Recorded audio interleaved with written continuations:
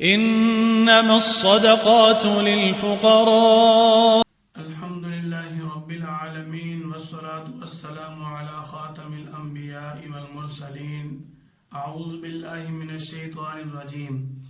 إنما الصدقات للفقراء والمساكين والعاملين عليها والمؤلفة قلوبهم وفي الرقاب والغارمين وفي سبيل الله وابن السبيل فريضة من الله والله عليم حكيم. قال النبي صلى الله عليه وسلم اليد العليا خير من اليد السفلى أو كما قال صلی اللہ علیہ وسلم. بحمد اللہ تعالی ہمارا زکوٰۃ کورس کا سلسلہ چل رہا ہے. آج کا ہمارا سبق ہے مصارف زکوٰۃ. مصارف زکوٰۃ کے بارے میں اللہ جل جلالہ نے سورۃ التوبہ آیت نمبر 60 کے اندر فرمایا انما الصدقات للفقراء والمساکین والعاملین علیہا والمؤلفة قلوبهم وفي الرقاب والغارمین وفی سبیل اللہ وابن السبیل.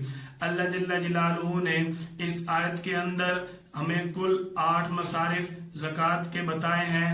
اللہ جل جلالہ نے جو ہمیں قرآن پاک کے اندر 8 مصارف بتائے ہیں ان کی کچھ تفصیل آپ حضرات کے گوش گزار کر رہا ہوں.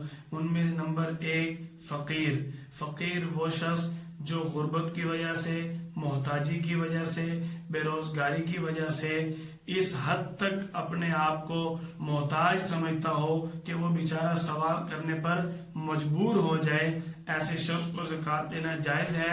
اللہ جل جلالہ نے ایسے شخص کو مصارف زکوٰۃ کے اندر شامل فرمایا.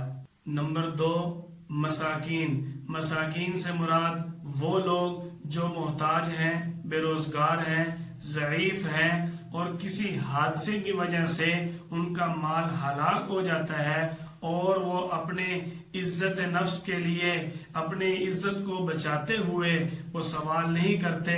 ایسے سفید پوش لوگوں کو اللہ جل جلالہ نے مصارف زکوٰۃ کے اندر شمار فرمایا. ایسے لوگوں کو زکوٰۃ دینا. نمبر 3 عاملین. عاملین سے مراد وہ عامل جس کو اسلامی ریاست نے، اسلامی حکومت نے زکوٰۃ صدقات وصول کرنے کے لیے مقرر کیا ہو. ایسے عاملین کو زکوٰۃ دینا اور ان کی زکوٰۃ کی وصولی کی جو ڈیوٹی ہے اس کے بدلے میں ان کو زکوٰۃ کی مد میں معاوضہ دینا، یہ دونوں چیزیں درست ہیں. اللہ جل جلالہ نے عاملین کو مصارف زکوٰۃ کے اندر شامل فرمایا. نمبر 4 والمؤلفۃ قلوبہم. اللہ جل جلالہ نے مؤلفۃ القلوب مصارف زکوٰۃ کے اندر شامل فرمایا.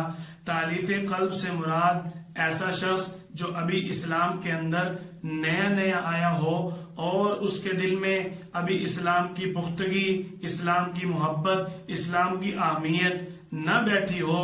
ایسے شخص کے دل میں اسلام کی محبت ڈالنے کے لیے زکوٰۃ دینا درست ہے.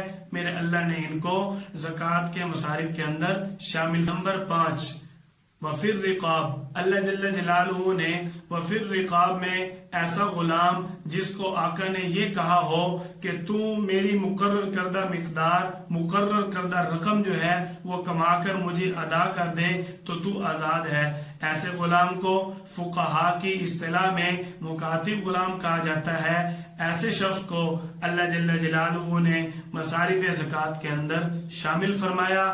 ایسے شخص کو، غلام کو زکوٰۃ دینا درست ہے، لیکن آج کے معاشرے کے اندر یہ چیز بہت کم پائی جاتی. نمبر 6 اللہ جل جلالہ نے فرمایا والغارمین، کہ ایسا قرض دار شخص، ایسا مقروض شخص کہ جس کے اوپر اتنا قرض ہو کہ وہ اپنے وسائل میں سے اس قرض کو ادا نہیں کر سکتا، اس کے پاس اتنا مال نہیں ہے کہ وہ اپنے قرض سے چھٹکارا پالے، اور اگر اس کے پاس مال ہے وہ قرض ادا کرے تو اس کے پاس پیچھے ضروریات کے لیے کوئی مال نہیں بچتا. ایسے شخص کو اللہ جل جلالہ نے مصارف زکوٰۃ کے اندر شامل فرمایا. نمبر 7 وفی سبیل اللہ. اللہ کے راستے میں کام کرنے والے، اشاعت اسلام کے لیے کام کرنے والے، اسلام کے لیے، اسلامی ریاست کے لیے جہاد کرنے والے اور اسلامی تعلیمات حاصل کرنے والے اور اسلامی تعلیمات یا اسلام کا پیغام پہنچانے والے افراد کو زکوٰۃ دینا جائز ہے۔ اللہ جل جلالہ نے ایسے افراد کو مصارف زکوٰۃ کے اندر شامل فرمایا۔ نمبر 8، آخر میں اللہ جل جلالہ نے ابن السبیل کے نام سے یاد فرمایا، ایسا مسافر کہ جو کہیں علاقے پر سفر میں گیا اور وہاں جا کر کسی حادثے میں، کسی پریشانی میں مبتلا ہو گیا اور اس کے پاس اتنا مال نہیں ہے کہ وہ اپنے وطن واپس پہنچ سکے، ایسے شخص کو اس مجبوری کی حالت میں، اس محتاجی کی حالت میں زکوٰۃ دینا جائز ہے، درست ہے۔ اللہ جل جلالہ نے ایسے محتاج مسافر کو مصارف زکوٰۃ کے اندر شامل فرمایا کہ مصارف زکوٰۃ مختصر آپ حضرات کے سامنے پیش کیے ہیں۔ مصارف زکوٰۃ ہو یا مسائل زکوٰۃ ہو یا زکوٰۃ کے حوالے سے کوئی بھی مسئلہ ہو، آپ حضرات ہمیں یوٹیوب پر کمنٹ بھی کر سکتے ہیں اور ہمارا واٹس ایپ نمبر آپ کی سکرین پر موجود ہے۔ آپ ہمیں واٹس ایپ پر مسائل زکوٰۃ کے لیے یا دیگر اسلامی مسائل کے لیے ہمیں میسج کریں، ٹائپ کر کے نام اور پتہ کے ساتھ۔